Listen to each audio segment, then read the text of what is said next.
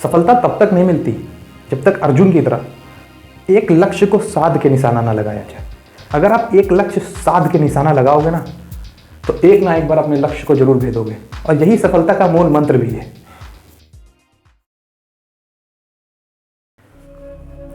सभी को जय हिंद। कुछ दिन पहले मैं सुबह वॉक पे जा रहा था, तो वॉक पे जाते जाते मुझे दो लोग आपस में मिलते हैं, दो बच्चे होते हैं, आपस में बात कर रहे होते हैं।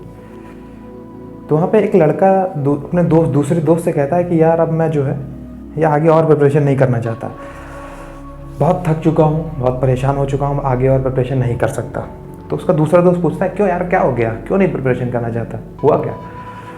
तो कहता है भाई यार पिछले 3 या 4 साल से प्रिपरेशन कर रहा हूँ, पिछले 2-3 बार से पास भी नहीं हुआ हूँ, लगातार मेहनत भी कर रहा हूँ और कुछ हो भी नहीं रहा है, कुछ ना एग्ज़ाम क्लियर होता ना कुछ, हर बार कुछ ना कुछ नंबरों से जो है रुक जाता है। इसलिए यार सोच रहा हूँ कि अब मैं इसके आगे और प्रिपरेशन नहीं कर सकता, आगे प्रिपरेशन करूँगा टाइम वेस्ट होगा, इससे अच्छा है कि यार मैं कोई छोटी मोटी जॉब कर लेता हूँ, छोटी मोटी नौकरी कर लेता हूँ। तो कहता अच्छा यार ये सोच रहा है, क्या पिछले कितनी बार से प्रिपरेशन कर रहा है? तो कहता है यार पिछले 2-3 साल से प्रिपरेशन कर रहा हूँ, कम से कम 3-4 बार फेल हो चुका हूँ या पास नहीं हुआ, अब यार इसके आगे मैं और नहीं तैयारी करना चाहता, फिर से फेल हो जाऊँगा और टाइम वेस्ट होगा, ज़्यादातर कहता है टाइम वेस्ट होगा। तो मैंने सोचा कि यार मैं देख रहा था, तो मैंने सोचा कि यार ये जो प्रॉब्लम है ये सिर्फ कुछ लोगों की नहीं है, ये बहुत ज़्यादा लोगों की प्रॉब्लम है, बहुत ज़्यादा स्टूडेंट्स की यही प्रॉब्लम है कि यार मैं लगातार मेहनत करते हैं और सफलता मिलती नहीं है, टाइम भी वेस्ट हो रहा है, आगे मैं चाहता हूँ कि यार और ना करूँ या क्विट कर दूँ यहीं से, क्या क्विट कर दूँ या आगे कंटिन्यू रखूँ, ये प्रॉब्लम रहती है यार। अब और नहीं होता, लगातार 2-3 बार आदमी हार जाता है ना, तो उसके बाद उसको ऐसा लगने लगता है कि यार अब आगे नहीं कुछ कर पा रहा हूँ।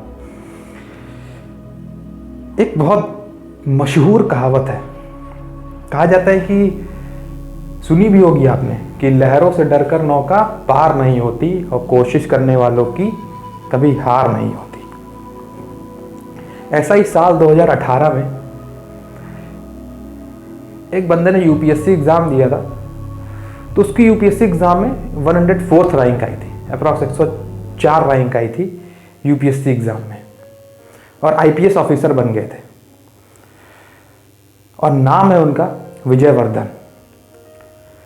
तो आप सोच रहे होंगे कि यार यूपीएससी में अगर 104th रैंक लाया है तो बंदा कहीं ना कहीं टैलेंटेड होगा, कहीं ना कहीं टॉपर रहा होगा, हमेशा से उसने हर क्लास से टॉप किया होगा, तब जाके आज वो इस मुकाम पे पहुंच पाया कि यूपीएससी जैसे एग्ज़ाम में बैठ के लाखों लोग जिसमें बैठते हैं सब एक से एक टैलेंटेड होते हैं, सब पढ़े लिखे होते हैं, उसमें एक 104th रैंक हासिल की। तो कहीं ना कहीं बचपन से ही टॉपर रहे होंगे, क्योंकि जो टॉपर नहीं होता है वो इतने बड़े लेवल का एग्ज़ाम कभी क्लियर नहीं कर सकता। ज़्यादातर लोग यही सोच रहे होंगे। तो यहाँ पे एक बात बता देना चाहता हूँ कि वो यूपीएससी एग्ज़ाम देने से पहले पिछले 35 एग्ज़ामों में 35 एग्ज़ाम्स में लगातार फेल हुए हैं। अब जो लोग ये सोच रहे हैं कि यार मैं फेल हो चुका हूँ और आगे कुछ कर नहीं सकता, उनके लिए बहुत बड़ी इंस्पिरेशन है। यूपीएससी क्लियर करने से पहले वो लगभग 35 एग्ज़ाम्स में वो लगातार फेल हुए। देन उसके बाद उन्होंने डिसीजन लिया कि नहीं मैं अब यूपीएससी की तैयारी करूंगा और सिविल सर्विसेज की एग्ज़ाम दूंगा, जिसमें उन्होंने सफलता भी कहीं ना कहीं हासिल की, 104th रैंक हासिल करके आईपीएस ऑफिसर बने। तो जो लोग ये कहते हैं कि यार छोटे छोटे एग्जामों में फेल हो रहे हैं कि यार अब आगे कुछ कर नहीं सकता या कुछ बन नहीं सकता, तो उन लोगों के लिए एक बात बता देना चाहता हूँ, वो 35 एग्ज़ाम में फेल हुए, लगातार 35 एग्ज़ाम में फेल हुए, उसके बाद भी वो एक आईपीएस ऑफिसर या यूपीएससी का एग्ज़ाम क्यों क्लियर कर पाए पता है? क्योंकि उन्होंने कभी अपने आप को फेलियर नहीं समझा। वो समझते थे कि नहीं मैं ऑलरेडी बढ़िया हूँ, कहीं ना कहीं गलती हो रही है, और लगातार उन्होंने मेहनत करना नहीं छोड़ा था कि कहीं पे भी जाके वो क्विट कर देते। क्विट नहीं किया था, लगातार उन्होंने पेपर देते रहे आगे, हर पेपर दिया, लगभग 35 एग्ज़ाम में फेल हुए, तो उन्होंने ये नहीं सोचा कि मैं फेल हो रहा हूँ, उन्होंने एक ना एक एग्ज़ाम तो पास होगा ही।